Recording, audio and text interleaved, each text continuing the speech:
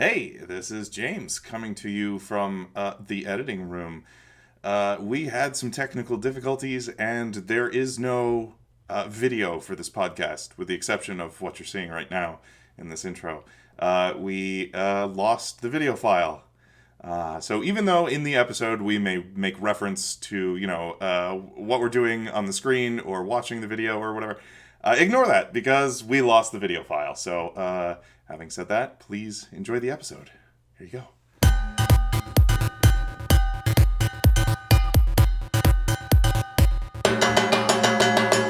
Hey, welcome to the Good Games Podcast. My name is James. And I am Zach. Hey! Hey, buddy. Welcome back, actually. No kidding. Thrilled to be here. You were on an early episode of the podcast where we discussed, I believe, Yakuza 0. Yes. Which is actually one of the few games that I'm considering going back and replaying its entirety. I don't really do that much anymore, so I'm considering going back and doing 0, just because it was so much fun. Oh, But we're not here to talk about that. No, that's not what we're here to talk about. We're not here to talk about the good old days. No, we're here to talk about Marvel Strike Force. And this is a game you've been playing quite a bit. Yes. So it is a turn-based, role-playing, free-to-play mobile game, originally by Foxnet, which was later acquired by Scopely for Android and iOS devices. Originally came out in 2018. It is now just an absolute moneymaker. And I believe this is our first mobile game, purely mobile game that we're discussing on the show, correct? That might be true. Yeah, I don't know. I'm not the historian. I don't know for sure. That, I believe, is true. I don't think we've ever done a mobile game on the podcast before. So as you pointed out, I've been putting a lot of time into this. I've been playing this for about a month now, religiously. And you played it, I think you were clocked in at about an hour 15. I might be coming right in about, 60, 70 minutes. Yeah. So I'm a real professional. Yeah, he's a pro. He's a speedrunner. I know exactly what I'm talking about when it comes to this game. So it's just like a little bit of backstory to Marvel Strike Force. So like I said, it's a turn-based role-playing mobile game developed by Foxnet, later acquired by Scopely. Mm-hmm. Scopely also, just seemingly from what I could find, it literally just makes free-to-play bullshit mobile games. Scrabble Go, Star Trek Fleet Command, there's a Walking Dead game, WWE Champions, which is a money suck puzzle game, Wheel of Fortune, Yahtzee with Buddies, Dice with Buddies, and Looney Tunes World of Mayhem. They got themselves quite the prestigious catalog. Clearly, yeah. Bullshit. Basically, the Capcom of this new era is what many, mention them as. But we were doing some looking into their numbers. When Strike Force first came out in 2018, it raised over $150 million in funding its first year, and only continued to grow, and their official numbers from last year was over $300 million. That's outrageous. By this mobile game. That's outrageous. This is a free-to-play game, by the way. And free-to-play in, like, the most diabolical sense, in terms of just, like, a money suck. So we've talked about this a little bit. You've seen The Matrix. A teensy tiny bit. You know what this is. So basically the game breaks down is you're assembling a team of fighters. They're all official Marvel characters. And you're unlocking basically your dream team. And it's like squad fights, 5v5. Everybody has different moves and powers and blah, blah, blah, blah. And there's a few different modes of play. But they all basically revolve around that 5v5 turn-based combat sort of system. A lot of different currencies in the game. Oh my god! Currencies on top of currencies. God. It is inscrutable the amount of currency. What does what and. But it is a highly active game in terms of there's always new events and new characters and all kinds of things to unlock, constantly going. And it seems to have a very active community, and so. That's the game in a nutshell. It's a lot of variations on the same premise of it's basically 5v5. And so, yeah, it's just about building your dream team, and you unlock characters as you play and blah, blah, blah, blah. and just trying to make your team the best it can possibly be so that you can just kick the shit out of everybody. There appears to be some kind of PvP mode at some point, which I haven't even unlocked yet, even though I've been putting an ungodly amount of money. Oh, I almost slipped up. Oh. An ungodly amount of hours and some money into this game. There's apparently PvP, there's gauntlet modes, and yada, yada, yada, yada, yada. And so, so like I said, I've pumped in all types of time into this. You've played it just a smidgen, and so let's break down our thoughts. I wanted to ask you first. Yeah. How did we get here? What brought you into Marvel Strike Force? How did you learn about this? Fucking marketing. So I was on some social media thing. Maybe it was Twitch. Maybe it was Twitter. Maybe it was Facebook. I don't fucking remember. But I was on something. And there was an ad for Marvel Strike Force. And I had heard of it before because I think Jess played it for a little bit. Yes, she did. My wife, yeah. And so I had heard of it before, but I wasn't really super interested. And then they had done an ad where it was all about... It was basically like a Into the Spider-Verse ad, where they were like, oh, you can play as... Because I remember the original ads was something about, like, it was, like, very Deadpool heavy, because obviously Deadpool had come out at the time. Mm-hmm. So this was very Spider-Verse heavy. So they had Spider-Gwen, and they had Miles, and they had Scarlet Spider, and they had Spider-Punk, and they were all, like, joining forces in this very, like, slick-looking commercial. And I was like, well, I like a lot of those characters. And so I was like, all right, let me see what this game actually is, because that would be really cool to have, like, a fighting game where you could play as these, like, kind of sort of deeper cut characters. So I download it, and I'm playing it, and I'm like, okay, well, I gotta get into the game in order to unlock these people that I want. And now we're a month later, and it's just sort of like, okay, well, I have some of the people that I want, and I'm just kind of playing it through, and it is nefarious in it is something to do. That's exactly, I think, what they're ultimately striving to be, is that it's just something to pass the time. If you're bored and you have your phone and you have a Wi-Fi connection, it's something to pass the time other than just refreshing Twitter or refreshing Facebook and things along those lines. I think that's ultimately the purpose it's supposed to serve. Right. But that's the original. That's the initial, like, little hint of crack that I got that dragged me into this. Mm-hmm. The Dare program did nothing. Right. I fell for it immediately, and yeah. Dare to resist microtransactions, loot boxes.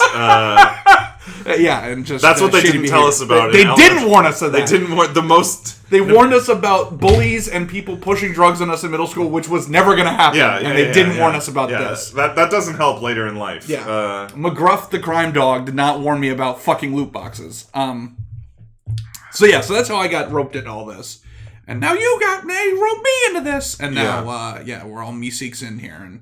And obviously you put forth, you cleared up space on your phone to play this game for the good of the show. This old phone, I had to, like, clear out old apps. Had to delete photos of his grandmother just to fit Marvel to get Strike this Force shitty game on here. Okay. Well, before we get to the big you dropping the hammer. Yeah.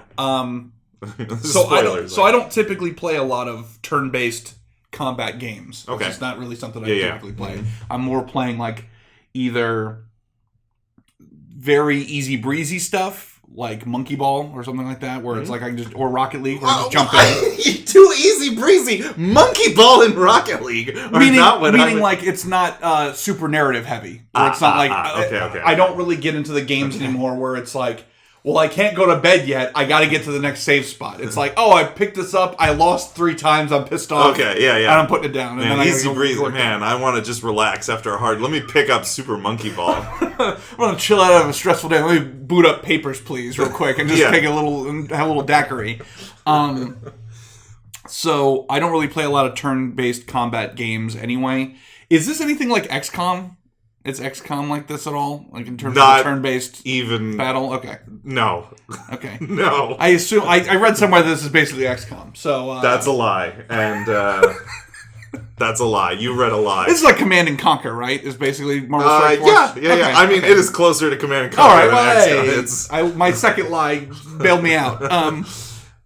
But no, this is not really a genre I typically play. Me either. Well, I play. Oh, I feel like that's a lie. That's a lie. Told me a lie. Hey, we're just lying to each other now. That's the new direction of the show. We all just lie. Oh, my uncle actually works for Nintendo, by the way. No, I was struggling with this because I play a lot of like turn-based RPGs. I play a lot of like I just recently replayed a lot of the old Final Fantasy games, Pixel remasters. Yeah. And it's like same game, same basic game. I don't know what the problem is. No, and like what makes this? I mean, obviously the aggressive fucking microtransactions. Please spend more money. Hyper-capitalist, some would say. Right, like what? From a game design perspective, what makes this so nefarious and like Final Fantasy so whatever revered and harmless? Yeah. So I mean, it is all of that aggressive microtransaction, just like, hey, here's all these like, I don't know, whatever that is that draws people's brains into like, because I think both, the thing they have in common is that both Strike Force and Final Fantasy have like, hey, you're going to develop these characters, they're going to get stronger, the numbers are going to get bigger, whatever that is in people's brains. That lizard brain of like, oh yeah. I kind of sort of like that. But I think what makes the early Final Fantasies, because I think the early Final Fantasies don't have a whole lot of depth in the combat system. There's not a lot of like, ooh, what do I really want to do? I want to fight or run. Like, it's not like, oh my god, okay. Now, later on, I think we got a lot more complex where, like, you can really plan out a turn, like, hey, what's my optimal strategy here? If I use this guy... I hate that my touch point is always Final Fantasy VII, but that when you say that, that's immediately what I think of in terms of, I know there were systems in place where you could be like, oh, I cast this with this guy, and then, like, the mimic spell for the rest of my team, so now everyone's casting Knights of the Round, and I murder fucking whatever enemy I have. Like, in those early games, I don't know if you had that same sort of opportunity to break the game through really good strategy. It was more just like suplex the train and then get the hell out of it. Right. Yeah. In the earlier games, I don't think there's a whole lot of depth in the battle system. Now, playing Strike Force, I don't think there's a lot of depth in that. Oh, that's a surprise. I don't know about that. Because it's literally, your character comes up and you have, in the beginning, you literally only have two options. You can use their, super move, which is on a cooldown. Right. So, if that cooldown timer is ready, you want to use it. You want to use it. Yeah. And if you don't, you're using the normal. So there's really, at least at the part of the game I play, you don't make any decisions. You don't make decisions. The decisions are made for you. Well, the decision is juice up your team. You were playing like a renegade. You were like, it's Spider-Man and carrying the rest of his amazing friends. But you literally told me that's not a decision. You just want to juice up your whole team. So you're not making interesting decisions in the combat. That's true. There's literally a button you can press to watch the game play itself. Once you beat it the first time, yes, you can. No, auto battle. You can. There's a button. You can just. Oh God, I didn't know there was an auto. I play for the love of the game. I don't auto battle. Oh, I'm in it. Yeah, there's an auto battle button on any battle. No, not the auto win button. There's an auto win button. Right. If you beat a matchup once, and get 3 stars. Yeah, you can come back and just auto play it. Which you would go, well, why would I ever do that? It's not even for experience points. It's to level for more up your people. Stupid currency. It's for more currency. It's for currency and sub-currency and currency's currency. Oh my god. Whatever that is, and that thing, whatever that is that there's all these currencies and I gotta spend and whatever that is that draws people in to spend. That I think is more of a goblin brain thing of just there's all these shiny things. That is the part of the Matrix that I do not fall victim to. Okay. In terms of I find no joy in currencies and sub-currencies. That is the part where I'm oh, you're just fucking me up the ass. Okay, that's fine. Yeah. There's, I'm not dazzled by, oh, well, you need more lightning power in order to get this battle going. Okay. So go and get the thing, and then you get more lightning power. And I'm I'm already not interested anymore. I'm not fucking interested anymore. There's a lot of nefarious, shady things this game does, and I want to hold that point because I want to come back to that because I want to finish the point I was making about Final Fantasy. The thing that they have in common, the early Final Fantasies in this game, I feel there's not a lot of depth in the combat. So what's the difference? Why is this so evil and Final Fantasy not? I think what I like about the early Final Fantasy games, is they have a story, some of them. Yeah. And there is a definite end. You are playing this, and you're going to get to the end of the game, and you're going to finish it, and you're going to beat the final boss, and you're done, the end, that's it. That's the goal you're striving. And if you want to start over again, that's your choice. I would argue that is there an end game in Marvel Strike level whatever? I was just going to say. So you can actually finish this game? No, I was actually trying to... It goes forever. I was trying to find I was going to say their official mission statement. Yeah, their official mission statement seems to directly fly in the face of a game having an ending. And the other thing that I like about Final Fantasy is because there is a sense of like you're moving towards the end of the game. There's always this tension anytime you get like deep in a dungeon that you're gonna have your party wipe and you're gonna die and you're gonna lose that progress. Which I know is annoying, but that gives those dungeons a real sense of tension. It's like, hey, I can't fuck this up. I'm deep in this dungeon, and, I got this guy poisoned, and I gotta heal him, and I can't. And I think the perfect comparison to that is, there is a similar type of tension in Strikeforce, specifically to that point, of like,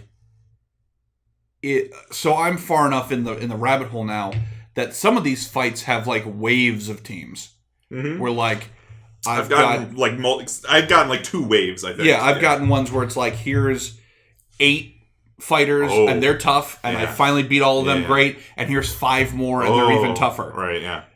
So on pen and paper, technically it's the same feeling of like, I'm down to 2 fighters left, and I've got 4 enemies that are at full health. Yeah. Technically, this is tension. Okay, yeah. But I know what you're talking about in terms of you're playing a Final Fantasy game, and you're like, I've got hard decisions to make here because... And I'm running out of... I'm running out of items, I'm running out of options. There is genuine tension here because of, be it resource management or strategy mishaps or whatever the case is, and you're going to lose that progress. You nailed it. Resource management is... In this, when that same situation happens, I don't feel the same way as Final Fantasy. I don't go, if I had just done this and this, I would have made it through that dungeon. Yeah. Instead, I'm like, fuck me, I've lost fucking 10 lightning power that now I'm going to go have to suck somebody's dick to go get an orb that's going to give me more lightning power so I can try this fucking fight again against this bullshit thing that's going to beat me again because the game decides I haven't put enough money in yet. And it's not even... It's so even at the beginning, it's so just transparent about how much the numbers matter and how little your decisions matter. Right. It doesn't fucking matter which decision you make. It only matters what level your characters are. And how do you level up your characters? You spend the stupid currency. I'm going to get to that in a second. But to your original point of, is there an end game? Is there an end level to Marvel Strike Force? Yes. And to that I respond with the mission statement of Scopely, okay, let's hear it. The game company. We don't just know how to build great games. We are entrenched in the business of building long-term experiences that engage users for years to come. Years. They're going to strap onto your teat, and they're not going to stop suckling until you're dead. Yeah. That is the mission statement. So no, there's no end boss. You just keep playing and keep building, and there's a big fear of missing out. That's what this game sort of capitalizes on. Let's count the nefarious. We've got our aggressive advertisement of microtransactions. Yes. Just every 30, 45 seconds, if you're on that menu, it'll pop up and be like, hey, do you want to play as somebody? Well, when you jump into other menus, if you go like, what's my roster looking like right now? It'll throw up another pop-up that's like, by the way, if you threw $10 in, you could get this character instead. So before we move on to other nefarious parts, the one moment that I just wanted to keep a tally. The one moment that I actually saw the Matrix in terms of I saw this for what it was, as I said, I got hooked on this because of the Spider-Verse thing. So one of the pop-ups is like, oh, hey, if you want to play as Spider-Gwen, just pay us $10. You didn't pay anything for the game. Throw $10 in. You can play as the person you want to play as. Seems fair. I'm like, you know Seems what? Fair. Fuck me. You're right. Yeah. Let me do this. Yeah. So I give them the $10, and they go, thanks, great job. And then I go to my roster, and there's no Spider-Gwen. I'm like, what the fuck is this? What I bought was 2 loot crates. Yeah. Which had the potential that if I hit the lottery on both, which, let's stop right there, will never happen. Right. Yeah. But if it were to happen... Oh, it could happen. If I hit the lottery on both these loot crates, I might get enough Spider-Gwen crystals to then unlock Spider-Gwen. Yeah. Seems simple enough. I've already got her. I just got a little in-between step I got to take care of. So I open up the loot crates. I got 2 Spider-Gwen crystals. Of? How many more do you need? No, just 2. How many more do you need? 98 more crystals. Yeah, so I was like, oh, fuck you! And so I did not... And that was the, okay, we got the microtransaction. We've got the inscrutable currency. How does this even... It is very purposely obfuscated how you're supposed to get to these characters, and at the end of the day, it's loot boxes. But yeah, just the inscrutable currency that I think is designed to mask the amount of money that you're actually spending on this game, and also mask like it doesn't make any kind of immediate goal terribly easy to achieve. Yes. Thank you. Because there was a couple there. So as you play through the regular campaign quote unquote, which is basically just like the tower fights in fighting games. It's just like, oh, it's 10 fights in a row. Some of those and each fight has like, here's your winnings. Some of those fights will have, here's Captain America pieces are in this particular fight. And so if you fight in this one... And they're real slimy with the way they describe... Because it was like... I saw something. It was like, Captain America available in this fight. I'm like, oh, cool. I'm going to unlock Captain America. And no. I just got 2 pieces of Captain America out of 98. Yeah. So even if that was the case, and you go, okay, well, I can replay this fight infinitely, and I'll just grind on this fight until I unlock enough pieces to get Captain America. I really want Cap. No, you can't do that. You can play that fight probably about 5 times, and then, you're out of energy. You gotta pay money for the energy. But if you could pay him money, then you could keep going. You could then do that. Get that Captain America. Okay, well, fuck me. I guess I'll buy some energy. How much is energy? Well, energy is $5. Okay, well, fuck. I guess I'll pay for that. Or, if you just paid us $10... You get some of those loot boxes for fucking Captain America, baby. Boxes. We're already halfway there. You might as well. That's the system in play. Is a lot of that, and so very, very rarely. I have probably 20 characters unlocked. Very rarely has it been I was going after somebody. Like for instance, I got Captain America just by logging in time, by logging in the game every day for like a week and a half. They like pity fuck gave me Captain America. That's been a majority of them. Like for the ones that I really wanted, like I wanted Scarlet Spider because I read comics in the 90s and I'm stupid. That one was like, oh, you'll unlock Scarlet Spider pieces if you upgrade your other people. So there wasn't like a mission to go get him. It was just like, oh, just upgrade your people, which you're like, oh, well, that's just a nice incentive that I should just keep bulking up my team, and eventually, you got to bulk these people up within the next 6 days. Because after that, Scarlet Spider goes back in someone's butthole. And that fear of missing out. And then it's like, well, I got to hustle now. I got to hustle, got to get those loot boxes, got to spend that money. And I think that is also maybe the most nefarious thing about this game. Okay. What is the end game to Marvel Strike Force? I think the end game is unlocking your favorite characters. Yeah. That's basically it. Build your dream team. Build the dream team. Yeah. And that is so slimy because we didn't start with how do we make a fun game. The nefarious thing, I believe, is we started with how do we get people to spend money on this? We lock away their favorites and then force them to spend money or a shitload of time or what. Well, and part of that is, if you look through the roster part, it'll show you your team and your people that you've unlocked. And then they also show you every character that they have put in this game. Yes, yeah. Because that's and the they're all end goal. grayed out. That's the end goal, is get those characters. Now, have you clicked on any of them? No. So if you click on them, so let's say you want the Hulk, and you don't have the Hulk.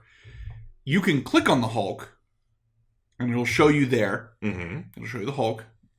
It'll show you alternate costumes for the Hulk that you'll be able to unlock. So maybe you like a particular version of the Hulk. They'll be like, oh, he's there. And then there's a big button that says Find. Yep. And if you hit that button, it'll tell you, here's the variety of options on how you can get the Hulk. And some of them are like, just pay us money.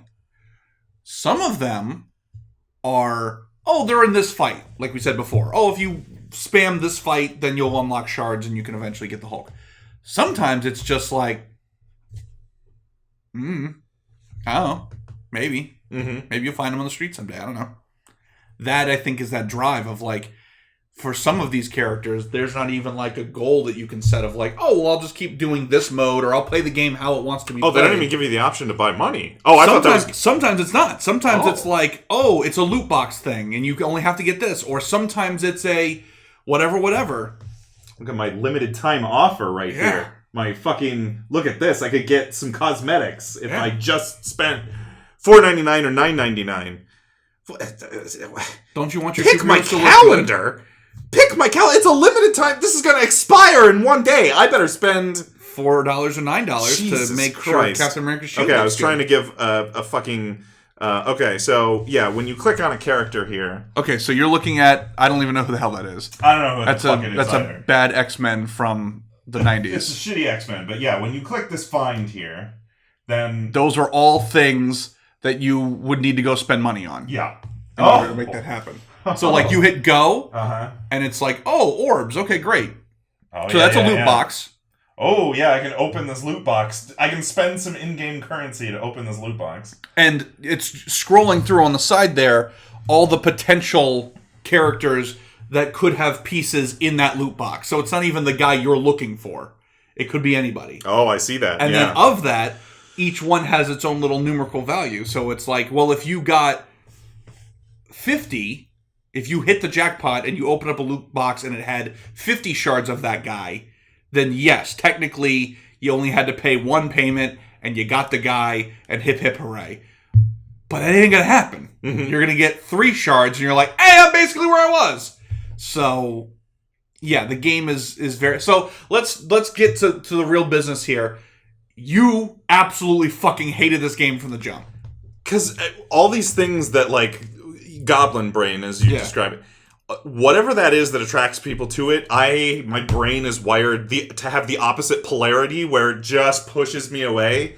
And that's what I was greeted with. As soon as I started up, I'm like, oh, fuck, I've seen this That is one thing that shocks me about it, is, like, they don't even have the goddamn common courtesy to give you a reach around. Like, you download this fucking game and you boot it up and you're not even through the tutorial yet on how, like, to do the combat of the game, and it's already hitting you with sales pitches of like, hey, you want Venom? It's fucking $12. Yeah. They don't even give you the courtesy to like let you kind of figure the game out a little bit and go, oh, this is fun. This team sucks. I want a cool team. And then they go, oh, we'll go buy the cool team. Because that's the end game, is unlock these characters, spend your money to buy these loot boxes. We got to make $300 million on this goddamn game. And it's how we do it. And it works, and it's so slimy because people love these characters, right? And are willing to spend money to unlock them in this shitty game.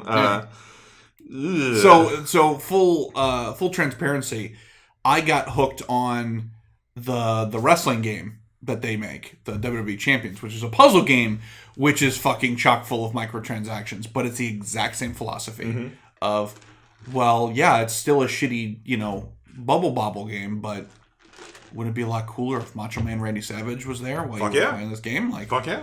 That kind of thing. And it's the same idea. And it's like, oh, you want Macho Man? Well, you got to go spend real money to get Macho Man to show up. Like, it's the same philosophy, although it's technically a different game and I don't know.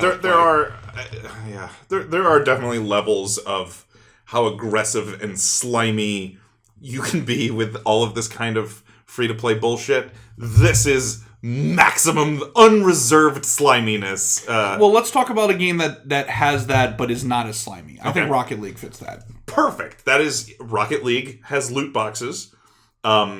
It has, it does have these microtransactions. It's got like 3 different types of currency. It's got DLC. Yep. And it's got all these same sorts of things. But like, I haven't spent a fucking... That's false, actually. You encouraged me to buy the NFL fan pack.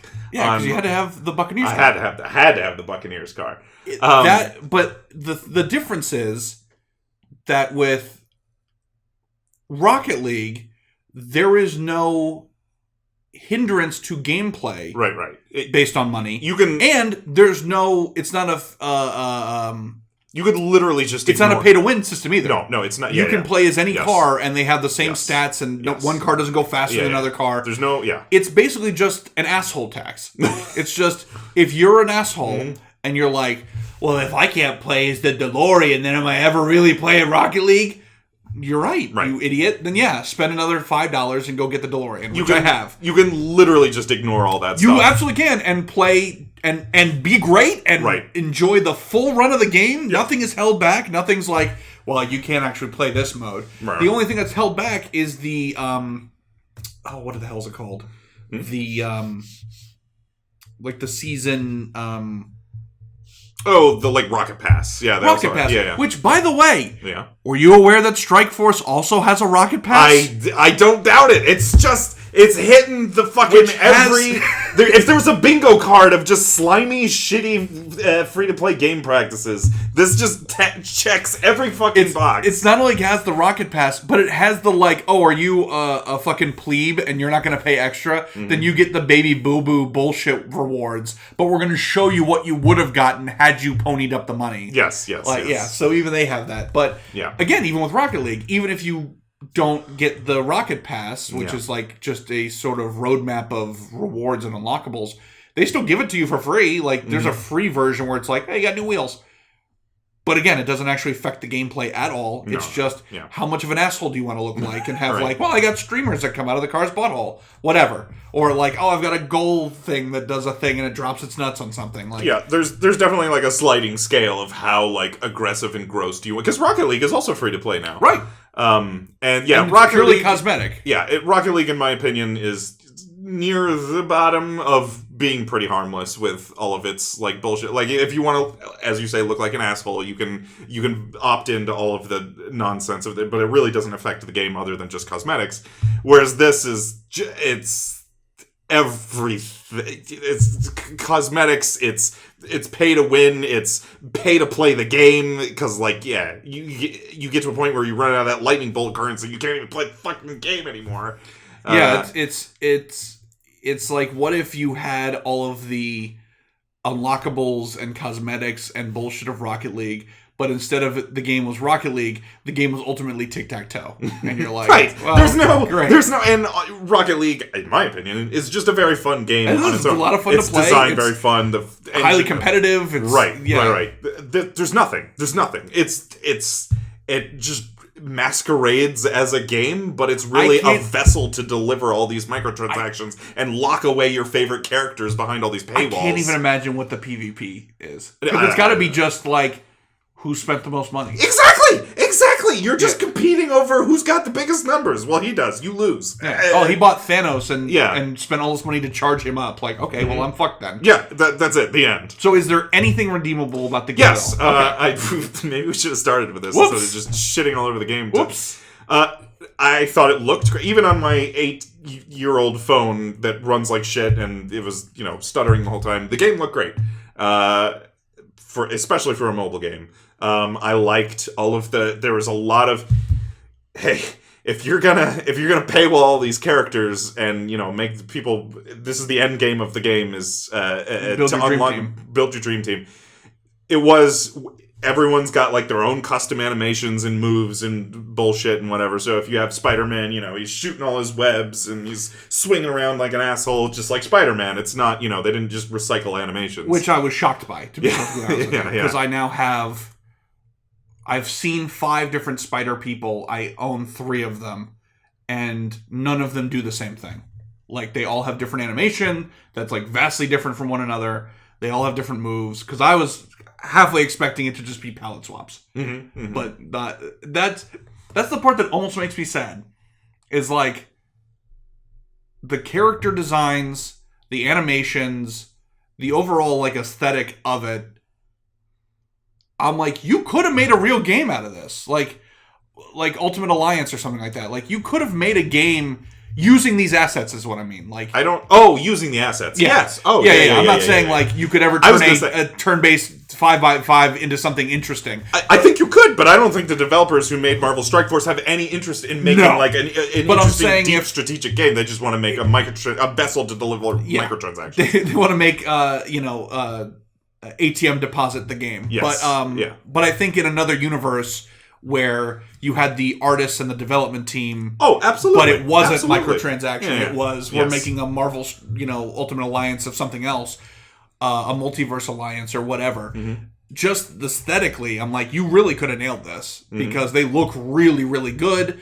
And from someone who knows the comic book backstory and some of these characters, they do a great job of representing, they make a decision on what variation of this character are we focusing in on this look. Mm-hmm. And then obviously alternate costumes are usually a throwback to something else.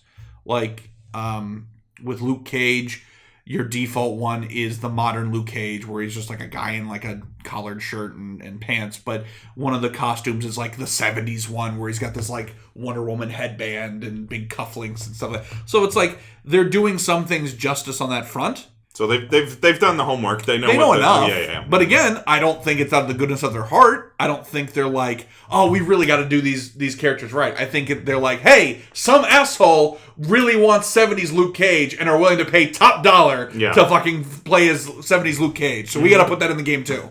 Yeah. I don't know. Yeah.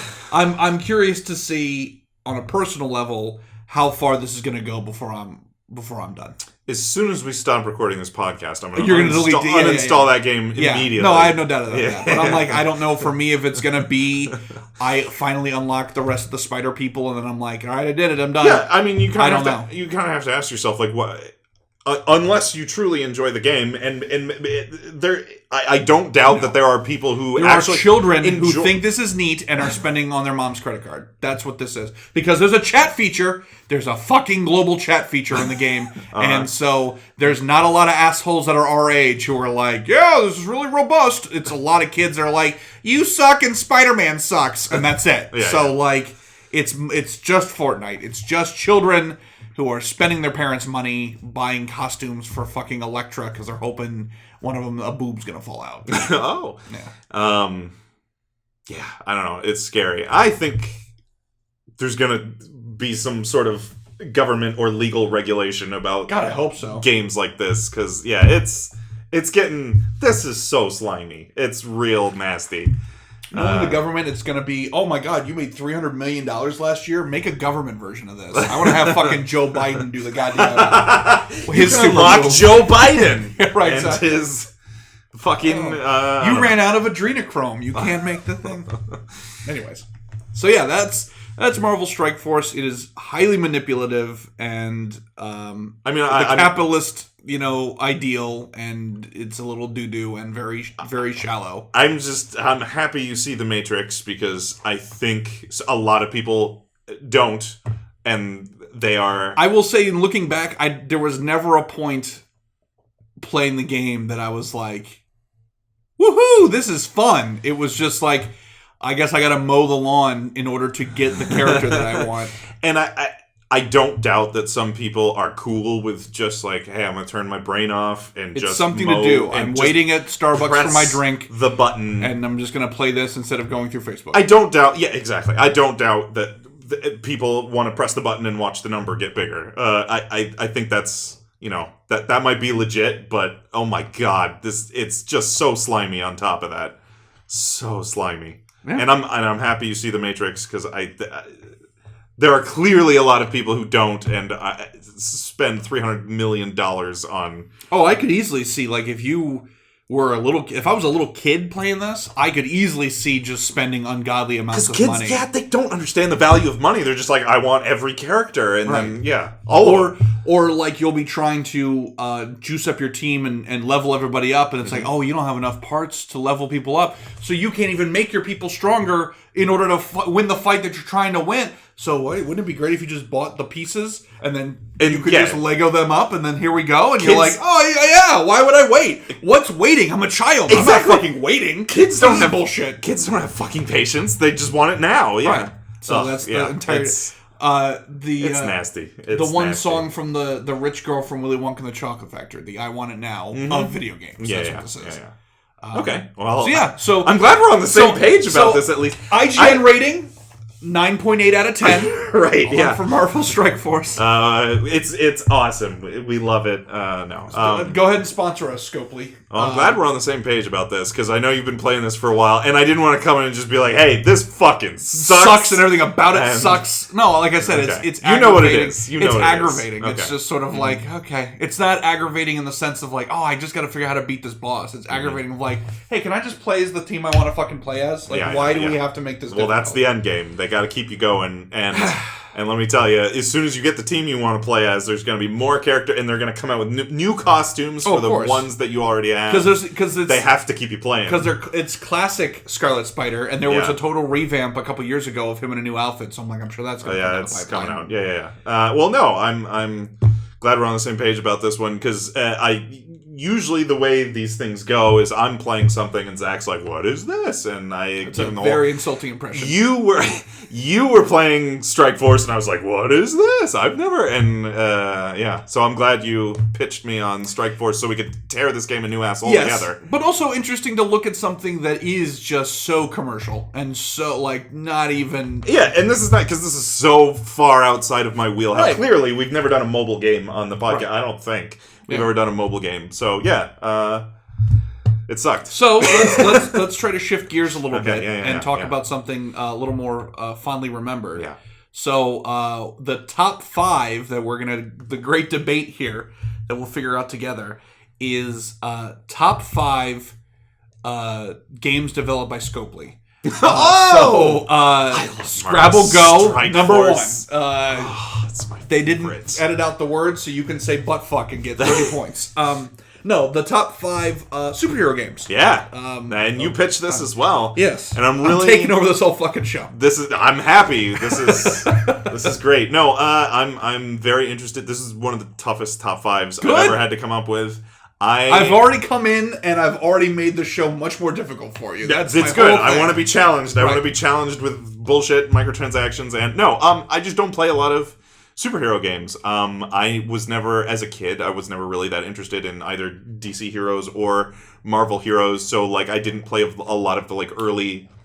So one of the things that I've found for people in our age demographic, which was the introduction of comic books to them, was either cartoons or comic books from the supermarket. Every once in a blue moon, my mom would come home from like Publix or whatever, and in the newspapers, like the newsstand, like she'd be picking up People magazine or whatever, and she would just grab a random issue of Superman and bring it home for me. And so as a kid, you're just like, cool, but like you don't put together that like, oh hey, these like 3 issues of Superman that were like 4 months apart are not even related whatsoever. Like they're different runs, they're different writers. Yeah. Like so you're like, what happened to the blue guy? You're like just trying to piece whatever, together. I don't know. He got away. So that's part of the reason why like I liked Scarlet Spider and some of that 90s bullshit, because I didn't read it as it was coming out because it's horseshit. It's awful. But when you're like reading like an issue of Scarlet Spider, in 1998, you're like, oh, this is pretty cool. And then you don't have any clue what the context was. But anyways, so for me, that's how I got roped into superheroes. Was like X-Men cartoon, Spider-Man cartoon, Batman the Animated Series, and like supermarket comic books. Now, so you're the one who's, and this is how late I got into superheroes, you're the one who got me in on Batman the animated Right. series way back in college. Yeah, So which is an art, it's an absolute masterpiece. it really fucking So is. let's. Do we start at the bottom or we start at the top? Typically, we start at the bottom. Okay. And then count our way up to the best. So I would say for my starting pick for, I guess, number 5 is Marvel vs. Capcom 2. Oh, I have that one. Okay. Yeah. Now, the only reason why I don't have it higher up is just because, it's a textbook fighting game in terms of we're not going super deep into like storytelling necessarily. It's mostly just very fast action and combos and lights and sounds and flashing things and nonsense. So I love that game. Absolutely love that game. Almost melted my neighbor's Dreamcast playing that game because it had the internal clock in it and you would have currency that you would get if you were playing. But if you just turned the TV off and left it all night, you had like $1 million in game currency when you could turn it on in the morning, even though you'd be overheating the Dreamcast. Right. Love that game. Absolutely love that game. But it is still somewhat of a novelty in terms of like just pure fighting game. It's not like, oh, it really captures the spirit of the characters by ba ba ba ba. It's like, no, Spider-Man goes thwip thwip thwip, and there's a lot of spider webbing, and he has that weird animation pose, you know. So Marvel vs. Capcom 2, absolutely a goat of a video game, even though it's broken as shit. But it's not telling the full superhero experience. Plus, it's including a lot of Capcom bullshit, which is not superhero. It's not like a pure superhero game, in my opinion. And I have this on my list as well. This is a game that is much beloved by the fighting game community. I played it very casually. And especially as a kid, where like you have these supers that just take up the whole screen, and it's and you're like, what the fuck? And fairly easy to do. Yes, like it wasn't like Mortal Kombat where it was like, the fatalities are fucking awesome. But you have to memorize 18 button presses in this. This was like just press all the buttons at once and kind of wiggle the stick. Yeah, and you're like, okay, cool. I got it. I wanted to ask you why MVC2 and not MVC3. I never really got to play much of MVC3. I have such fond memories of 2. And it was just a great balance. It's funny because for being so revered in the fight community, even though it's like, you know, now that we're postmodern and ironic, we go, oh, that game's broken. Like there's busted. Combinations that are just like, this is ridiculous. There's characters that there's like no balance at all. And the fact that it's still revered of just like, it's still fun to play. I'm still playing it. Fucking Marvel, baby. Yeah. You gotta take you for a ride, baby. That's what we're here for. That's the fucking great select screen music. But I super clocked in the hours for 2. Okay. I just never really super got into 3. I watched the What Happened on one of the Marvel vs. Capcom games, and it talked about 3, and that seemed really interesting to me. I was like, I like the style of it. This looks interesting. Matt McMuscle's YouTube channel runs a series called What Happened, where he takes a deep dive on like video game development and titles and all that stuff. Go ahead. Yeah, Matt, come on the show. Get on here. But so that just lives in my brain all the time. Just it's like, and that was also a great way to introduce young impressionable kids to certain characters. Yeah. Like there was that was the first time I think I really saw Cable was in that game, and I was like, this guy's awesome because I was a stupid kid. I was familiar with most of the Capcom characters, but like all the Marvel characters, like I knew like Spider-Man and like maybe probably Wolverine Captain America or whatever. But there was like so many Marvel characters. I was like, who the fuck is this? Yeah. Very professional. I was about to say it, and I was like, hey, I shouldn't shit on the main man on this show. No, well, you're co-main man now, so shit away. All right, so Marvel vs. Capcom 2, somewhere on this list. Maybe not necessarily 5, but it's somewhere on this list. Oh, no, that could be your 5. No, I'm saying collectively we're going to Zord, Power Rangers Zord the list together. So we'll figure it out. Okay, good. Well, I have at number 5 on my list Marvel Ultimate Alliance 3. This is a game I played with my wife a little bit. Oh, that's right. Was that the one that was on the Switch? Yes. Okay. We played this. It's fun. It's it's all the Marvel characters. It's a fun co-op. I don't think there's anything too deep or because you're as a squad, right? And you're like kind of going through and it's almost like a beat 'em up kind of. Exactly. There's like it's mostly like a beat 'em up. There's some like light platforming, light puzzle solving, but it's mostly just, a beat 'em up. It's, there's nothing to... And I would say the most in strategy of team building is like, if you care, you can put together teams that exist in the comic book world, and I think they give you like a bonus or something. I think there is some sort of bonus to... Like, I think if you play as like the Fantastic Four, I think they give... Because that's how they used to work in... MVC2? Or, no, Marvel Ultimate Alliance 2? That and X-Men Legends, which came before that. Like, that was sort of the grandfather of those kind of games, where it was like, oh, if you play as like a specific version of the X-Men, you would get a bonus. So everyone's a little stronger, or heals faster, or whatever. So I'm pretty sure that Ultimate Alliance 3 still has some element. I think you're right. You're right. It's been a little bit... if you're playing as the Avengers, then you get a bonus. Or I think that's still the case. I think you're right. I think we played accidentally the Avengers team. Which, I was just going to say, that's always how it worked. Yeah, It was just like, ooh, bonus? Even in X-Men Legends, I'd be like, yeah, I'm going to play as this. And it'd be like, oh, you're X-Force. And I'm like, never read that. And I have no idea what that means. All right, cool. I guess. I think we accidentally got some of the bonuses, because... you decide to swap out. You're like, you know what? We're swapping out Venom for Captain America. Why not? And then it's suddenly like, oh, Avengers, way to go. You're like, oh, okay. Whatever. But yeah, nothing too, complex or deep or anything, but it's a nice, especially for people who don't play a lot of video games and just want something co-op to play with their spouse or significant other, whatever. You just sit down and load up Ultimate Alliance, and it's like, hey, all your favorite superheroes are right here. Excellent. Yeah, it's good. Excellent. It's good. That's my number 5. What do you got at number 4? I have...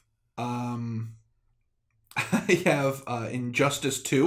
That's also my number 4. Oh, excellent. Okay. All right. Hey, we're going to have the same... First of all, jumping over to DC, because this has been a very Marvel-heavy episode. Mm-hmm. Also, a big money suck. I've spent a lot of money on Injustice 2. I don't even remember. DLC, costume packs, all that nonsense. I don't even remember any of that...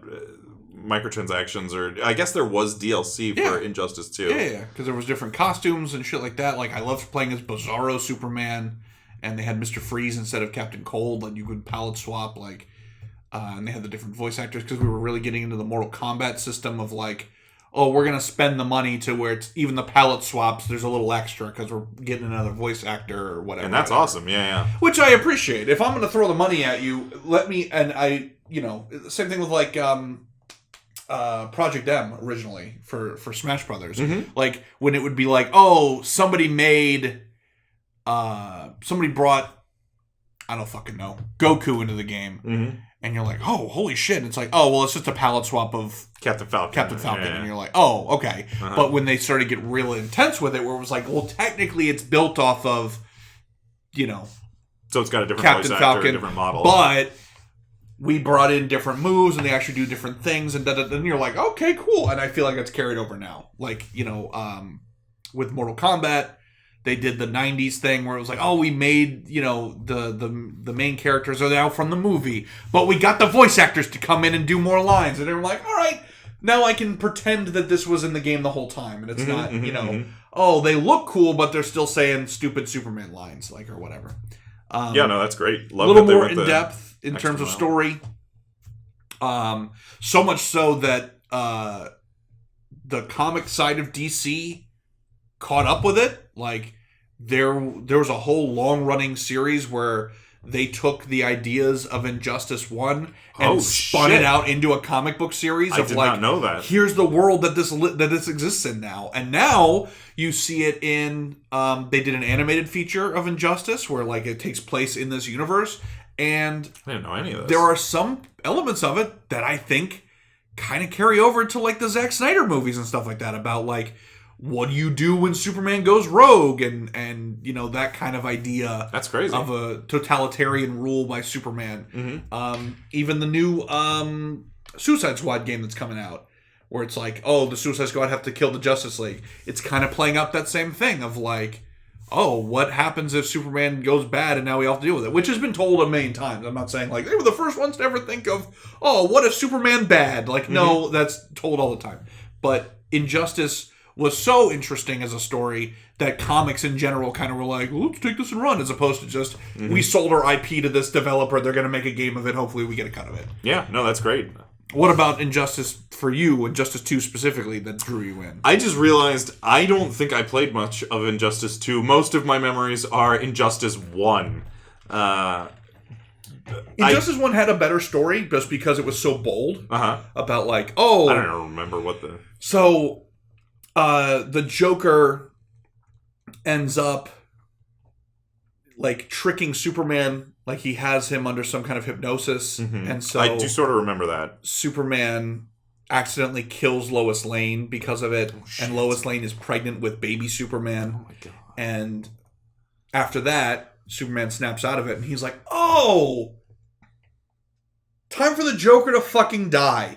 And then Batman's like, "No, we can't kill villains because then they can't make any more comics because we killed all the bad guys." I mean, morally, we can't do that. And Superman was like, "Oh yeah, about that," and just fucking killed the Joker. And then that spiraled into this huge like rift in Civil War where Superman was like, "You know what the Earth's problem is? I ain't ruling it." And so then he becomes this like totalitarian leader to kind of keep that in line, and then Batman has to forge together basically an underground faction to rebel. That is a very bold take on... that's a very bold story to tell with your silly fighting game. Especially when... What was the last time? Fucking DC versus Mortal Kombat, which was basically just, Mortal Kombat people are coming over to DC and we gotta stop them. Yeah, like, exactly. This was a bold departure of like, Superman's the villain, fuck him. Like, okay, interesting. So, and to your point of Injustice 1 or Injustice 2, I mean, in general, they're both, I enjoy them both. It just so happens that 2 was just more robust. It was just refined. You know? Yeah. It didn't quite, the story wasn't quite as holy shit. It was just sort of like, well, we're going to continue it further and just kind of go, see where it goes and introduce more characters. But just like, the playing was really good. The combat was really nice. And just loved the, I have really enjoyed the build your own costumes and loadouts. I've really enjoyed that in the last like Mortal Kombat and in Injustice of just like, if you're going to give me all of this bullshit and unlockables, at least let me feel empowered to do something with them, as opposed to just like, you unlocked a different color scheme. Like, to have it be like, well, you can manufacture this whole thing. And then Injustice did a really great job of not just incorporating like, hey, here's new pieces for your person, and they like give you a little boost.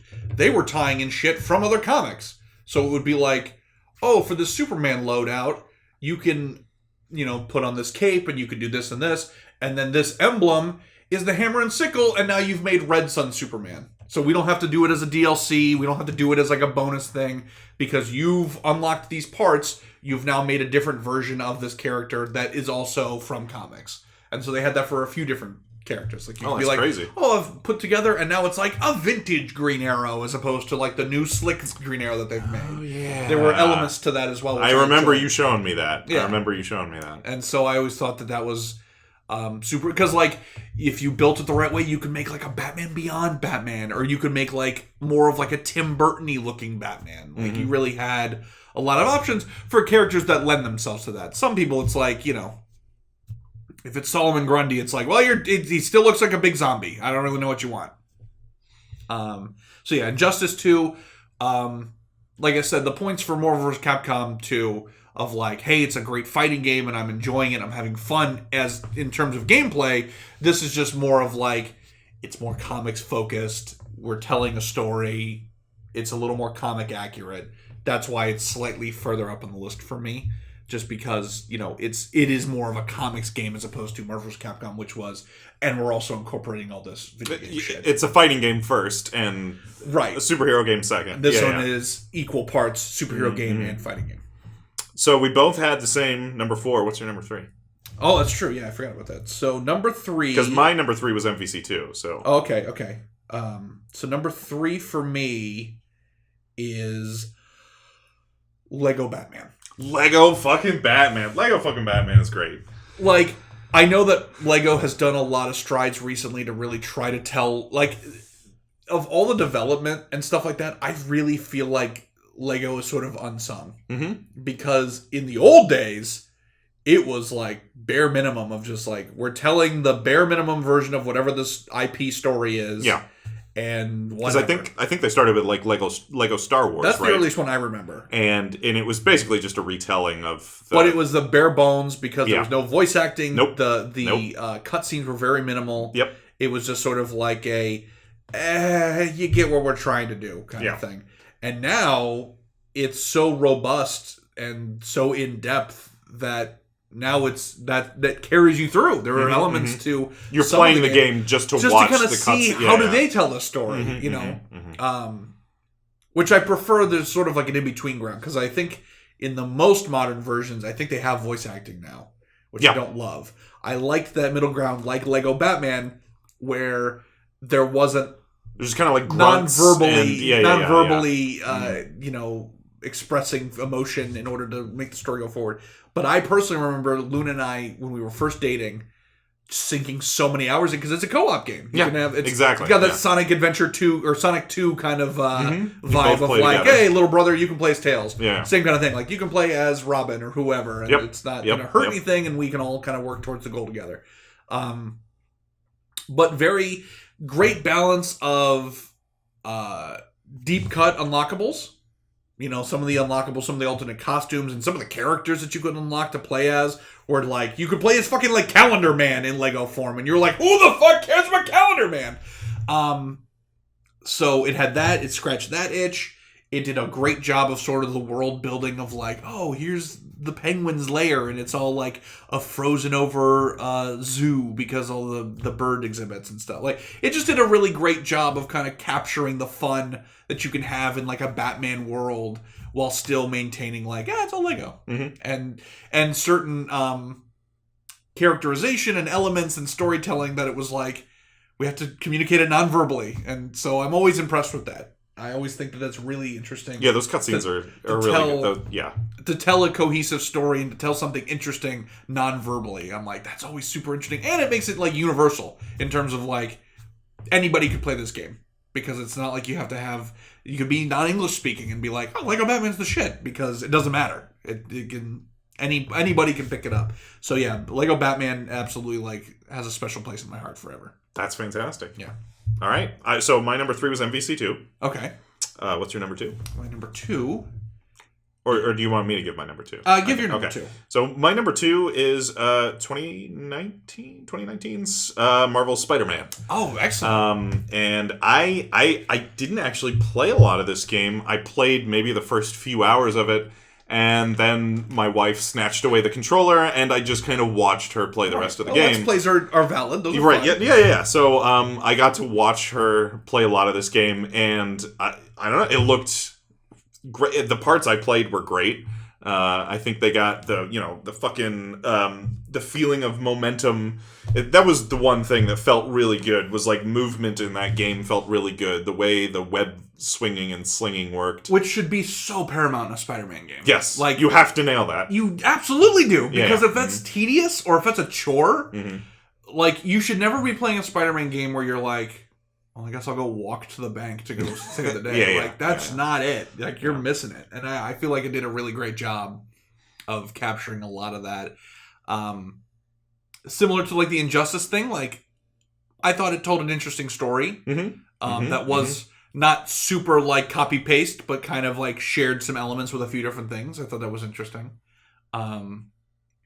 Love the I'll talk about this in the pick that I have. Love any option for a superhero game where you get costume change. I was gonna say that was my wife's favorite. Every time I turned around, she had the Spider Punk, she had this, every fucking costume. She was constantly changing. Which I think in that one don't some of the costumes actually have like additions to them? I want to say there was like some that had like you got more webbing in your balls or whatever, or like, you can do this or this. I think you're right. I don't remember because in the Miles Morales one, the new one, the follow up, sort of kind of pseudo sequel, one of the costumes you can pick is Into the Spider-Verse. Hell yeah! And you can actually toggle on and off Spider-Verse aesthetics. So like when you're swinging, it'll glitch sometimes, and like when you attack people, it'll have like the action words. Oh shit! Like it's a comic book awesome. and stuff. Yeah. I didn't know that. Yeah. So like those kind of things, that's scratching all kinds of goblin brain stuff of just like, oh, that's what I'm looking for. But yeah, just overall really solid, well-made, good game. Yeah. And I think that really truly raised the bar, and I think raised the expectations of superhero games from this point forward now. As it's like, yes. Yeah, we're not really looking to have you phone it in anymore. We really we're expecting a pretty high standard of quality and giving a shit. Especially, following up Marvel's Spider-Man with Marvel's Avengers. Yeah. I've heard good things about Guardians of the Galaxy though. I have heard the same thing. I keep hearing that game's really good. I haven't played it though, so it's not on my list. So number 2 for me, is Batman: Arkham Asylum. Interesting. That's my number 1. Interesting. I thought it might be. It might be. And the only reason because there is a lot of DNA in common between. Even the bits I played, I was like, man, they took a lot of ideas from Arkham Asylum. Because I feel like that one raised the bar in terms of like, oh my god, this is about as good a Batman kind of like system that we can put together. That was incredible. Yeah. And I think in an earlier episode of this podcast, because I remember playing Arkham Asylum, I'm like, oh my god, I'm Batman. Yeah. I feel like Batman. Like I mean, it's such a meme now of like every article that ever talked about the Spider-Man game being like, oh, you really feel like Spider-Man. Like that's. I think the part of that game that makes you feel like Spider-Man is they nailed the web slinging. The rest of that game. You kind of feel like Batman. I was gonna say I've used that line, I believe, in a previous episode of this podcast. I was like ripping you off. I'm sorry. Oh, you watched that episode? Yes. Oh, okay. But no, I still think the Spider-Man game is great. But yeah, ain't no Batman. Shit ain't no Arkham Asylum. It's real good. Now, why specifically Arkham Asylum and not like Arkham City? I struggled with that. I don't know. I need to go back and revisit both of those games. I remember both of them very fondly. I think Arkham Asylum was probably overall, and by design, a little more of a tightly controlled, like, because in Arkham City, you had these, it was this big open world, whatever, you could go all over. Gotham. You could go all over Gotham. No, you weren't even in Gotham City. You were, like, on the island, right? In Arkham Asylum, you're on the island that they have, like, the separate island. In Arkham City, you're in Gotham. Yeah, you're basically in a full city. Okay. It's like San Andreas. You're in all of GTA. That's right. But I don't know. I just remember the level design and the world design and some of the things they did in Arkham Asylum, like especially some of the trippy Sandman stuff. Yeah. My favorite part in Arkham Asylum is I think it's maybe the first time you encounter Sandman. You're thinking of Scarecrow. Suck my dick. It's Scarecrow. I'm bad at superheroes, and I'm bad at you know names. what? We're over an hour in. That's the first superhero flub you've had all episodes. I'm really doing bad great. at superheroes. You are doing great. As it was leaving my mouth, I'm like, Sandman. That's not his fucking name. I don't know what his name is, but it's not fucking Sandman. Scarecrow. Yes. Thank you. The first time you encounter, I think it's the first time you encounter Scarecrow. You're like you walk, and I want to say you're like in a morgue or something, and you go in, and you're like, what the fuck am I supposed to be doing in this room? This is a dead end. Like, what the fuck? And you go back out the way you came in, and you're in a completely different... You're in Crime Alley. Video games need to do that more. I love the, like any sort of, like, non-Euclidean... because, like, you can do that in video games. I was just going to say, that is the perfect example of, like... Hey, you don't have to follow movie-making rules. Exactly, yeah. You can just do whatever the fuck you want. Yeah, it doesn't have to be real life. Like, a door... Room A doesn't have to lead to room B like it does real life. You can do crazy shit like that in video games. And I loved that. Because, like, as soon as you turn around, you come back out and you're like, what the fuck? And his parents are dead in front of you, and you're like, oh, Christ. Fucking loved it. No, that's amazing. That was brilliant. Loved all of the Scarecrow Sandman parts. It's funny that you mentioned that, though, because that's exactly my reason for picking Arkham Asylum and not Arkham City was Arkham City feels like too much of a good thing. Like with Arkham Asylum, although it was hugely sprawling, it was still condensed enough that, like, you wanted to explore and you didn't feel overwhelmed by the surface area. Mm-hmm. So, like, when you'd find a Riddler trophy or something like that, you were like, oh, yeah, great. Versus Arkham City, where it was like, I'm playing this fucking game. And there's, like, parts where I'm like, well, I didn't visit these 3 neighborhoods, so I don't know how much shit I missed. Like, there's so much of it that it's like There's a lot, and Arkham City kind of got into some of the like things I don't really like in open world games where you open a map and there's just like a gajillion fucking things, and it starts to feel like Assassin's Creed. Yes, you're like, hey, what am I even doing? Yeah, well, why am I even collecting 100 million bits of whatever? Yeah. Or just you would be so engrossed with something that you're like, yeah, cool. What the fuck is even the main thing that I'm supposed to be working on? Exactly. Like, you just get so bogged down in the I had to rebuild the mortgage system of this entire 3-block radius because, fucking Mad Hatter decided to fuck everyone's, financial system up. So I got that figured out. What am I supposed to be fighting the Joker? What am I doing? What am I even doing? I mean that's something that like these longer like RPG games that have a lot of side quests get criticized for. Like I'm going to completely ignore the main threat because I have to go find every single Riddler question mark. Exactly. Whatever he's got to do. At least in Arkham Asylum, when that's happening, you're like, well, it's just this island I got to worry about. Right. It's not, where he's Batman's crawling all over the city, ignoring what the fuck is going on with the Penguin or whoever the fuck. Yeah, and then you're hearing, you're hearing the faceless thugs being like, "Oh, where's the fucking bat at?" And you're like, "Shut up! I gotta figure this combination puzzle out." It's too much of a good thing in that case. But yeah, Arkham Asylum. I remember playing that and just being like blown away, absolutely, by just the storytelling and the effort and the voice acting and the character designs.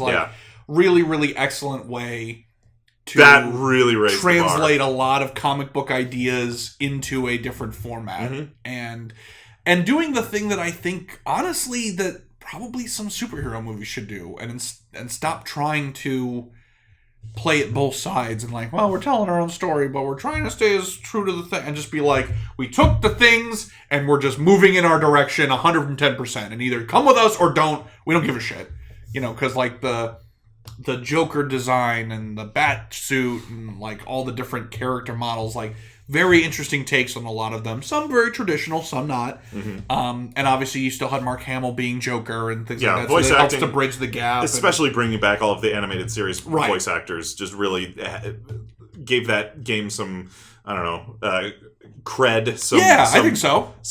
And some consistency in the way the worlds felt. Yeah, because it wasn't distracting to hear the Joker talk because you were like, oh, the Joker. Clearly. Yeah, this so is even if definitely he the looked Joker. different, you were like, oh yeah, no, it's the Joker. Yeah. So yeah, excellent.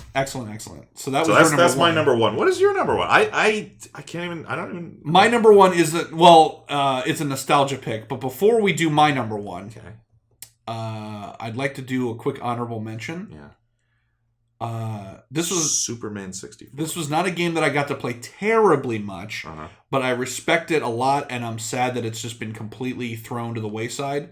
Fucking Beautiful Joe. Oh, true. Just an absolute. I didn't know you were a Beautiful Joe guy. I'm not a super. Like I said, I haven't played a ton of it, but I super respected. Nintendo basically just being like, it's a weird superhero thing, and it was like kind of Hollywood and weird and doing its own thing, and like seemed super marketable to me. Like I was like, how is this not like a franchise now? But nothing's done with it lately. But I just thought Beautiful Joe is sort of a I guess that's like my obscure hipster honorable mention of like, well, technically that's a superhero game. Yeah, no, yeah. Any honorable mentions for you? You struggle to put. I struggled to even come up with 5 that I. So, for me, my number one pick, and this is kind of a nostalgia douchebag pick,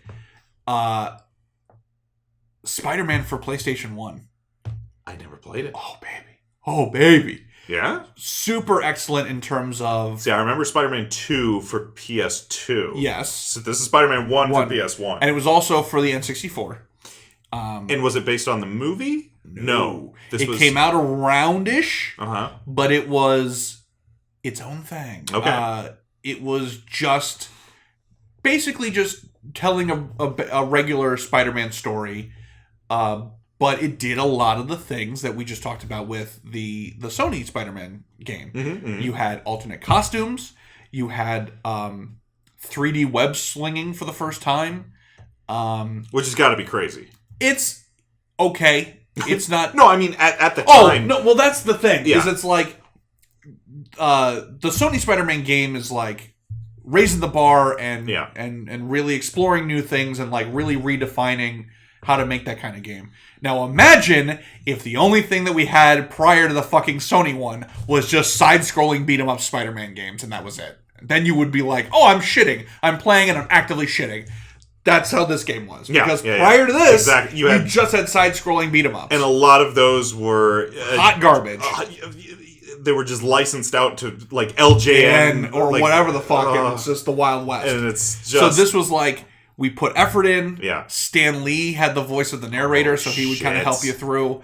That's badass. And so it just did a really great job of translating comic books into a 3D video game plane, keeping the lightheartedness of comic books. Because especially with movies and a lot of the video game adaptations, the temptation is there to like get really serious and like be very gritty, and this was still like brightly colored and still like comic books are fun and had like a lot of fun like jokes and things like that in it.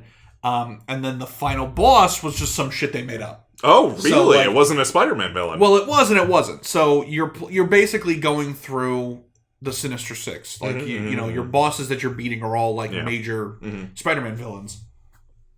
And then at the end, you beat Carnage, and then Carnage gloms onto Dr. Octopus. And so the final boss of the game is not somebody that you fight. It is like a runaway level.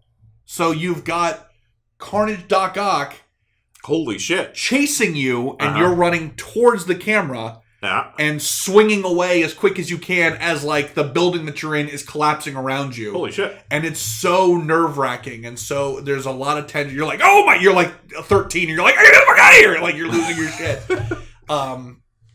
And then, you know, whatever. The game, you finally get away and the building collapses on it. And you, okay, cool. You separate them and blah, blah, blah. But just did a really, really great job. It had unlockable costumes.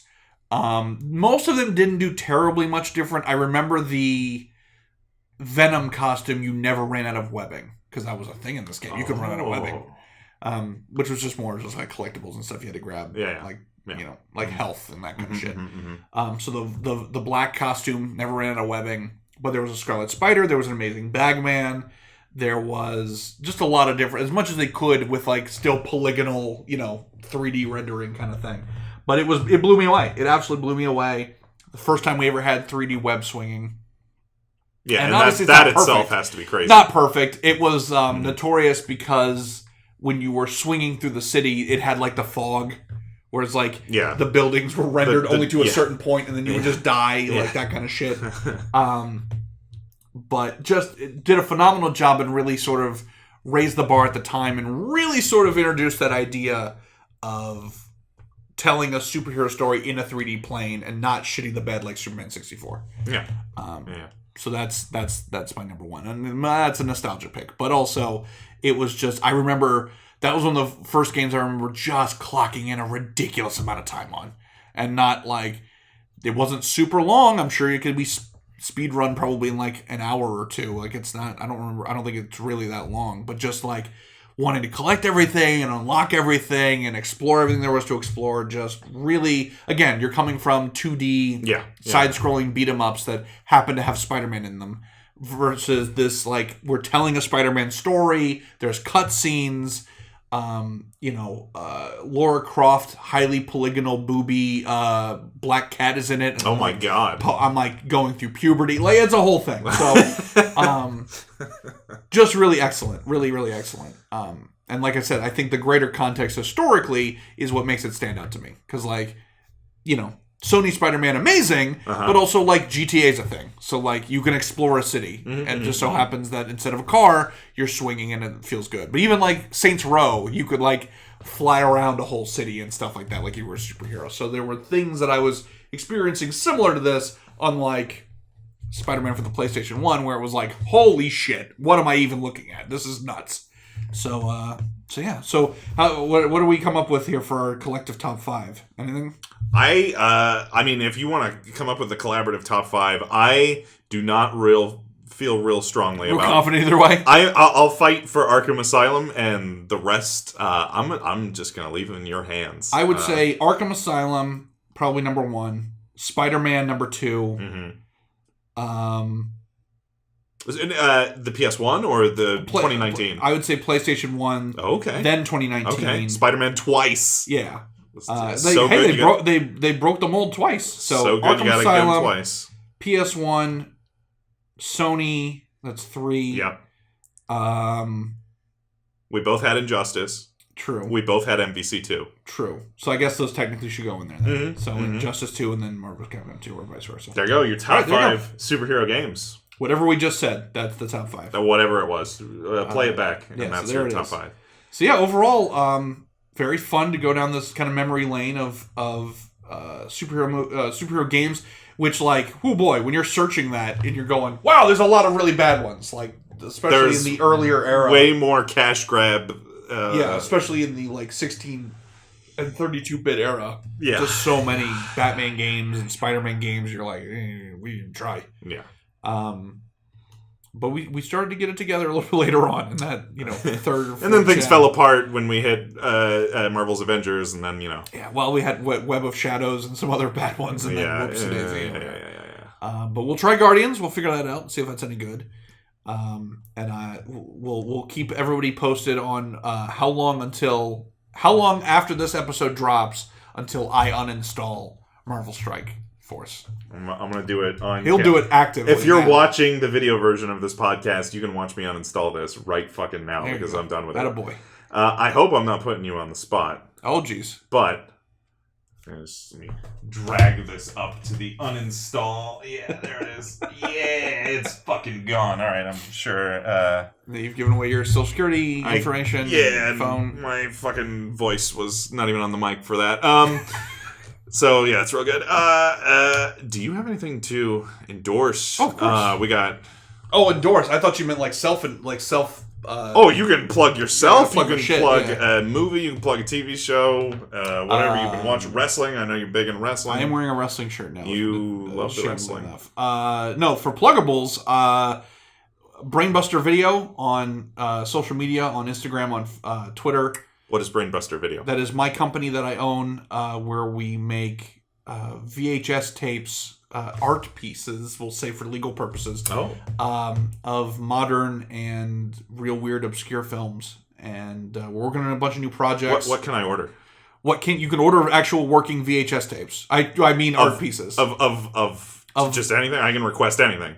Unfortunately, yes. I have had some requests for things. But no, we do a variety of either films that from the past that are way too expensive now on VHS, and films that came out. So the last official big Hollywood film that was put on tape was A History of Violence in 2007, meaning any movie that came out after 2007 never had the opportunity to be put on tape. And so for hipsters who love the aesthetic of the VCR and VHS tapes, we are giving them the opportunity to enjoy films in that format that they couldn't. Now, as an example, what are your top selling? Scott Pilgrim vs. the World. There you go. Jennifer's Body. I haven't seen that. I want to see that. Jess keeps telling me about that movie. It's an interesting feminist kind of horror sort of thing. Advertised terribly. Advertised super the wrong way, which I found it after the fact, which I found very interesting. Scott Pilgrim, Jennifer's Body, and then one of the weird obscure ones, Quest for the Lost City, which is the unriffed version of Final Sacrifice, which is a very popular Mr. Science Theater episode. I do love Final Sacrifice. So those are just a couple examples of the films that we put on tape. So the unriffed version of Final Sacrifice is called something different? Yeah, it was originally released as Quest for the Lost City. And it's a student film, technically. Why did Mr. Science Theater call it? Because when it was re-released, basically, and got a distribution deal for VHS, it came out under the title The Final Sacrifice.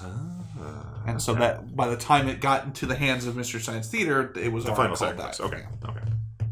And so yeah, those are just a couple examples, and a lot of other weird artsy stuff and shirts and other nonsense. And we're going to be doing a convention in the spring. Where? In Ocala, Florida. Okay. Called Spookala. When is that? It's in May. In May. Yeah. And so you can look up Spookala, Google that, and we'll be vending there. And so, yeah, Brainbuster Video. That's my big pluggable for me. Hell yeah.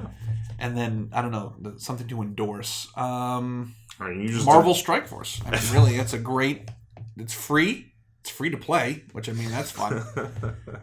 You can download it on the Android or iOS I hear store. if you spend some money, you can get Scarlet Spider. Well, how much do you fucking like Scarlet Spider? We're going to cough over some dough. We're going to answer that question with a very specific amount of money. We've done the math for you, and we found out it's this amount of money. You like Scarlet Spider enough to spend $80. Hey, I like to think of it as like, hey, you like this shitty character from the 90s? Fuck you, pay us money. Yeah, that's how I like to envision it. That's a good title for that game. Yeah, fuck you, pay us. Yeah. Marvel's fuck you, pay us. Yeah. What about you? Anything to endorse? I got something to endorse. Oh boy. I'm going to endorse something I've already endorsed on this podcast. A return to form. A repeat endorsement. Something I've endorsed before. Longtime listeners will know that I love the card game Netrunner. Now, why? Is it the aesthetic? Is it the subject matter? Or is it the actual, like, gameplay? Yes. Oh. Okay, so... Well, history. Back up, yeah. In the, early, mid-90s, card games became a thing. I mean, prior to, like, Magic the Gathering, collectible card games were not really a thing. People collected, like, baseball cards. Like, cool, I got, like, fucking Babe Ruth. Whoa. Right, yeah.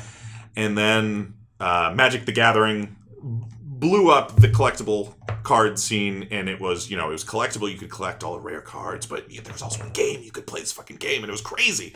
And so many companies. There was a fucking collectible card game gold rush. Oh, boom, absolutely. So many companies all tried to get in on that space all at once.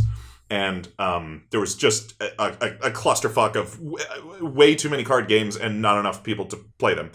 There was really only 3 card games to survive that rush, and it was Magic, Yu-Gi-Oh, and Pokemon. Those are like the big 3 collectible card games that still exist today. In one of the many casualties of the 90s CCG card rush was a game called Netrunner, which was also designed by Richard Garfield. And Richard Garfield, any Magic the Gathering player will tell you, yes, this game was created and designed by Richard Garfield. He is a crazy prolific card game designer. Not only has he designed Magic, he designed this game called Netrunner. He designed, more recently, Keyforge, which is another game that's doing quite well, I hear.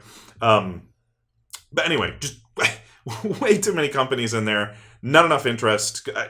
You couldn't. There's not enough people to go around. Yeah, there's just not enough. Yeah, there's not enough people to go around to buy all these games. So many games just crashed.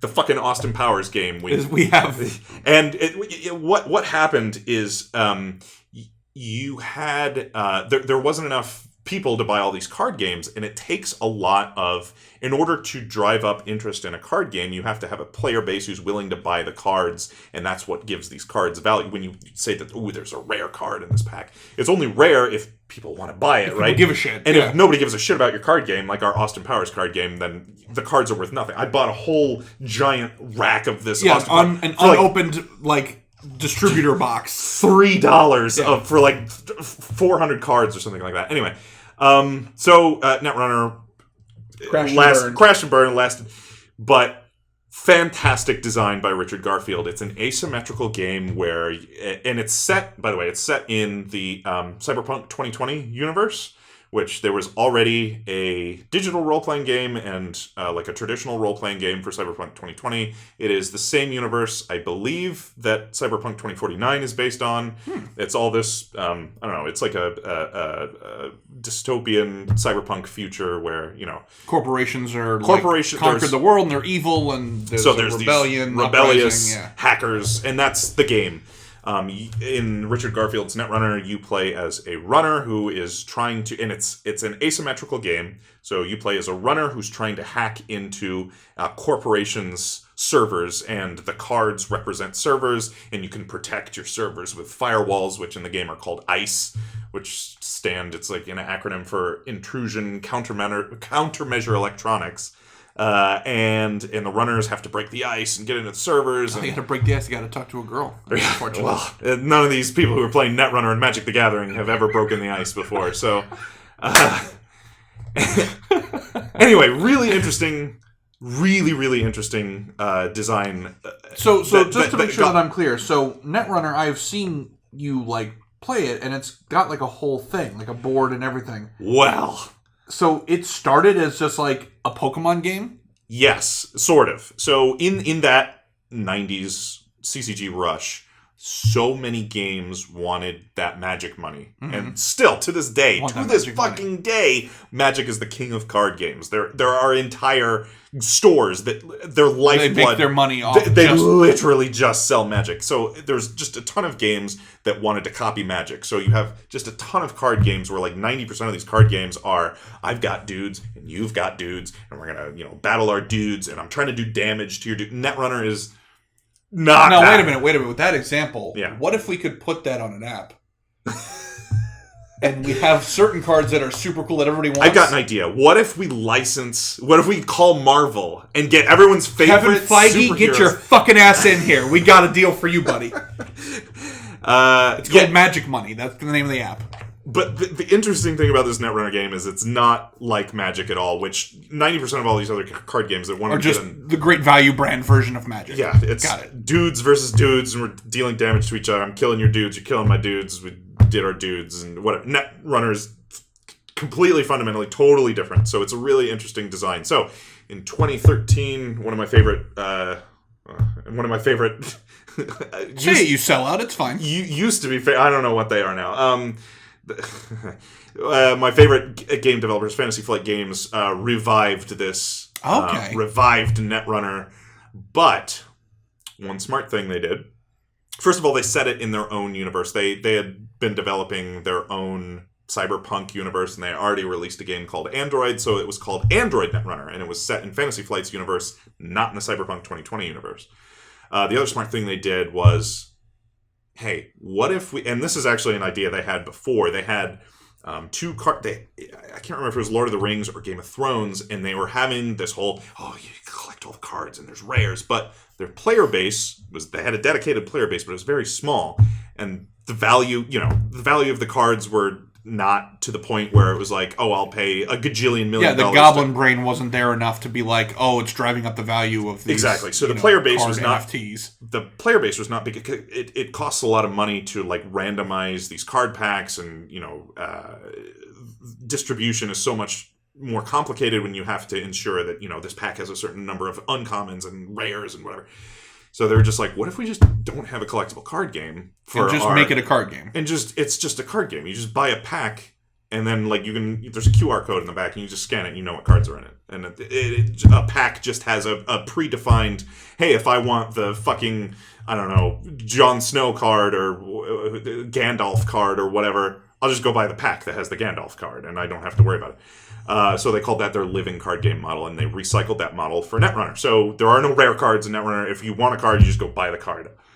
Fast forward to 2017. They by the way, they licensed the name of Netrunner. We're getting into legal stuff I don't really understand. They licensed the name of Netrunner from Wizards of the Coast, which is a company that Richard Garfield. Got it. And then we don't really know what happened in 2017, 2018. Wizards of the Coast was like, nah, we're not going to renew that license. So Fantasy Flight had to stop making Netrunner, which was a big bummer. But there is a community of people who have just kept making cards. They just kept the game going. They have contracted like the same artists that were working on the FFG, the Fantasy Flight Games version of Netrunner, and just those same artists are just still making art for the cards.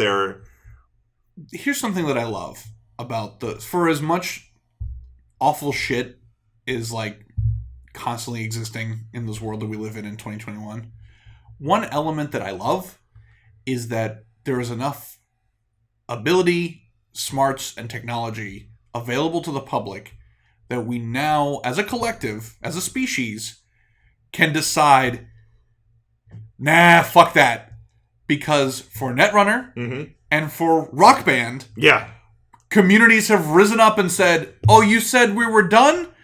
yeah, we all shook hands and decided we ain't fucking done. And just make it, and it's on the same quality, and it works. It's fully integrated into the original so the game can just keep fucking going. And fuck, I don't give a shit what lawyers say. I don't give a shit what the companies say. This game lives on. I don't fucking care, and that's awesome. That is fucking... Not only is it the same... I would argue some of this community of people is called Nisei, which is a fictional company in the... Genius. Love it. But Nisei is also the Japanese word for, like, the second generation, which is also like, it's the second generation. It's also Japanese for... I don't fucking care, lawyers. We're making this game some more. Well, the interesting thing about the legal situation, because it's, like, super not... It can't be legal. You're talking to a guy who bootlegs tapes for a living. I have no problems with this. It can't be both, but I think there is enough, because they're like working in still pseudo the Android universe, which is owned by Fantasy Flight Games, and they're using the word Netrunner, which is, I guess, licensed or owned by Wizards of the Coast, but it seems like these two companies won't join hands to come after this. But also, it's a non-profit, so I don't even know legally. I think legally they can, even if it's a non-profit, I think they can still go after. But is that worth the PR that you're going to get to, like, hey, we crushed this community that supported us for several years because they didn't want to have fun. Yeah. So it seems like this is just going to keep going, even though it's legally dubious. Good. Like, who cares? But the quality is fantastic. Same artists. The templating... One of the reasons, maybe, that Netrunner was sort of... On the decline. FFG, the QA in FFG was getting real nasty towards... sort of in the middle. There was, like, the templating of the card. There was, like, misspellings on the cards. Oh, was, boy. We just cards stopped with, giving like, shit. Weird indentions. There was, like, cards with this huge blank space and then this tiny little text. And you're just like, what the fuck? Like, did anyone look at this? There's cards that were printed upside down. Perfect. It was just like, oh my god, did QA even look at this? So, yeah, no, the Nisei cards on the whole, I would say, are even better quality than the Fantasy Flight, even from a design perspective. I really like the design of the new Nisei cards. There is also a community, this is even more wild, that has implemented all of the rules of Netrunner in JavaScript on your browser. So you can jump on your browser and be like, hey, friend whatever, you want to play some Netrunner over the internet? And you can play Netrunner in your browser. It's called jinteki.net, and all of the new Nisei cards are there. Already integrated? Already integrated. That's amazing. And the game... I don't know if you've played a lot of Tabletop Simulator. Tabletop Simulator is fucking great, but in large part in Tabletop Simulator, there is some scripting to some games in TTS, but the great thing about Tabletop Simulator is you can just kind of move things around. Jinteki.net knows the rules of Netrunner and knows what all the cards do. You just click a card and it just does whatever the card's supposed to do. So anyway, amazing. Yeah, play Netrunner. Check out Jinteki.net. Check out Nisei. I think that's their web address. Nisei.net. It's where this community has decided to continue this game. It's a fucking great game. It's really fun. Incredible. Yeah. So there you go. That was a very long. No, I love. Like I said, I love that we live long in a world. Fucking episode. I love. Well, you brought me in. This is what you get. No, I just love living in a world where communities can just say, no, we're just going to keep the game going. I don't give a fuck what you said. Like, we're just going to keep going with this because we still want to play. Like, and by the way, you can play in your browser. If you do want physical copies of the cards, you can go to Nisei.net or Make Playing Cards or Drive Through Cards, and you can just order like a nicely printed version of all of the Nisei cards. So, amazing. Yeah. Amazing. Yeah. Well, I love it. This has been a wild journey on this episode. I'm glad we got to go through some nostalgia. I'm glad we got to end on a positive note and take a big shit on a mobile game. So I'm sorry we shit all over the game that I've already spent too much money on anyway. So oh god, all right. Well, so there we go. I'm super glad I can't figure out. Like, I can look through like probably my PayPal transactions and really add it up and then cry. Yeah. But I'm glad that the game doesn't actually show it in game because just make you real depressed. Yeah, exactly. That's letting the cat out of the bag. But yeah, so. This was great. I'm thrilled to be back on the show. Yeah, and look forward to more with Zach.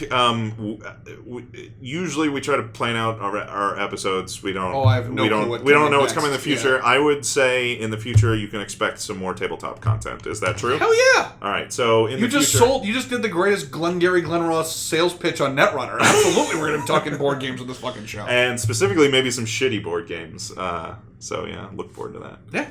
All right, Excellent. for the Good Games Podcast, I'm James. I'm Zach. And we'll see you next time. Goodbye.